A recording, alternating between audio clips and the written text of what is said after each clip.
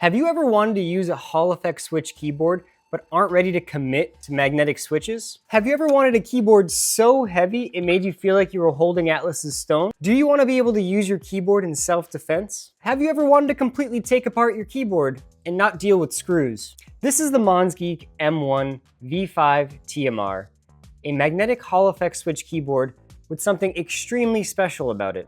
It can handle both magnetic and mechanical switches. There's a lot of other cool features in this keyboard, and it's extremely unique. Let's dive into this review. Hi, I'm Blex, and MonsGeek did send me this keyboard, but this review is entirely my own opinion, but all they asked for was an honest review. With that being said, I do have some affiliate links down below if you'd like to support the channel. The MonsGeek M1V5 TMR is an out-of-the-box Hall effect switch keyboard, but it does something very unique. It can handle both magnetic and mechanical switches, giving it an extremely unique comparative advantage in the market these days. This keyboard comes pre-installed with these ICO Hall effect switches. They're very pretty and they have a nice diffuser on them, but they're marketing this keyboard for people who want to customize this board very heavily. With this being equipped with Hall effect switches out of the gate, you get, of course, all of the standard Hall effect features you'd want for gaming purposes, customization with the actuation, as well as snap key, macro creation, multi-button presses with a single key press, all of these features you've come to know in these gaming level keyboards. This keyboard can handle both wireless over Bluetooth and dongle, as well as wired support up to 8K hertz polling. This puts it in a league of the truly great gaming keyboards with its polling rate. In this theme, flexibility really is the key for this keyboard. As I mentioned, it can handle multiple switch types. You go into the software and you change which kind of socket or which kind of switch is in the socket, but it also can handle 3 and 5 pin switches, mechanical switches. It can handle other Hall effect switches from other manufacturers as well, making it something I can't recommend enough for those who want even sort of a test bench style keyboard.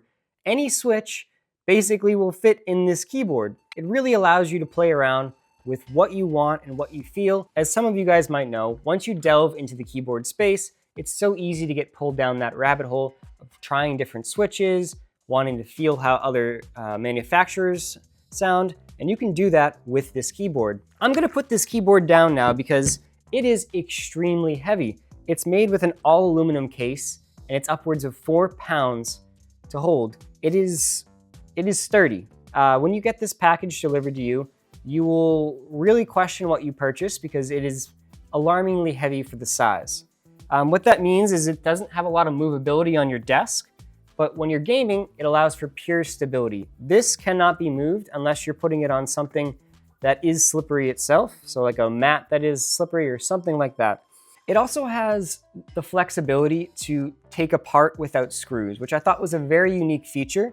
They're really promoting the customization of this board. Within seconds, you can quickly take off the case and its magnetic pins right here, and you're able to get down to the bare bones of this keyboard, which to me helps with replacing switches, cleaning and maintaining this. And if you wanted to get in there and really customize this and change some of the materials down below, you could easily access that within seconds. It's a nice feature, it's a smart feature, and I love that people are doing this nowadays. It's not necessary to have this screw-on cap, especially with a stationary keyboard like this. They also have fully customizable online software, which you've come to expect from most of these Hall effect switch keyboards nowadays, that allow you to do macro customizations, adjust the actuation, create profiles, alter the RGB, any number of things you typically expect. I can verify does work within that software. Now, as for the keycaps on here, we have a sort of gray to black color scheme with these keycaps that have lettering underneath or on the side of the actual keycap. It creates for this interesting look up top. It's a grayscale color scheme. I'm personally not a huge fan of the colors, but the keycaps themselves are fine. They're okay. They are double shot material, which is nice, but they have a more hollow feel and they have a more hollow sound, as we'll identify with the sound test. But like I mentioned, this keyboard is, to me, going to be altered by whoever's buying this. You're buying this keyboard because you want to change things up. Keycaps are probably first to go, in my opinion. Let's dive into a sound test and hear how the aluminum case and all of the materials they chose sound with this keyboard.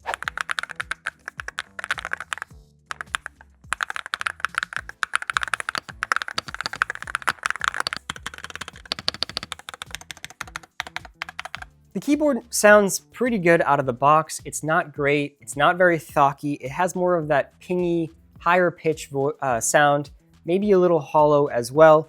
I did notice some extreme difference as well with the keycaps that are either on the top or bottom. So the edges, the keycaps that are on the edges sound much different than the keycaps that are in the middle. I think that has to do with the materials. This metal keyboard really dampens the sound on the edges, but in the middle, there's a little more space for that to bounce around. Overall, it's very pleasant, but this is, again, not a keyboard you're gonna be buying to just use it out of the box. You're gonna be replacing it, putting your own switches in there, and messing around with it. That gets us into this section on who this product is for. This is really a unique product that I'm featuring compared to other products in the sense that this is really geared more towards gamers and customization enthusiasts. I don't think this will appeal to people who just want a keyboard that is perfect out of the box. I think there's some other options out there for a more simple, more easy to use keyboard. But for people who are looking for what I call a test bench keyboard, this is absolutely perfect. It can do everything you want, and it's something that I can see that I keep in my rotation as I want to try new switches, or I know they'll most likely fit in this keyboard. So it's something I don't need to worry about and think about what other keyboard can this switch fit in.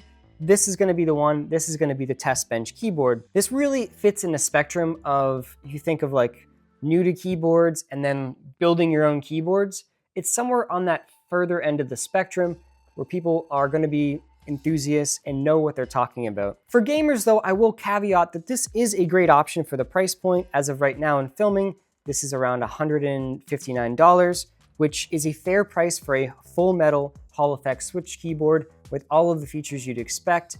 So I will caveat that gamers who are not expecting to travel, you cannot travel well with this keyboard, it's a little bit too heavy, who want a stationary keyboard, who want all of the Hall effect benefits at 8K with wireless and all of these other perks, this is a fantastic option, and we'll cover some of the competition in a later section. I do want to mention that this is not a strong keyboard for anyone looking to travel in general. So if you're going into an office, it's just far too heavy to travel with. Now I want to get into the value comparison. So it's hard to compare this keyboard because it has such a unique ability to do the hybrid. It has such a unique ability to do hybrid switches, or to do both switches, Hall effect and mechanical. Looking on the gaming end of the spectrum, the Keychron K2HE, which I previously reviewed, sort of falls in this space at a similar price range. The Keychron K2HE is $140 right now, 140 US dollars, sorry. A bit different build, it's geared a little bit differently. It's not full metal like this is, and it's not hybrid switches, but it offers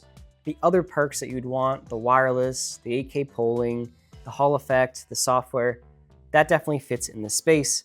I'm also calling out the LemonKey P1HE, another Hall effect switch keyboard at a $170 price tag that looks a lot like this keyboard. I have not had the chance to use LemonKey before. It does not have that hybrid switch capability that this has.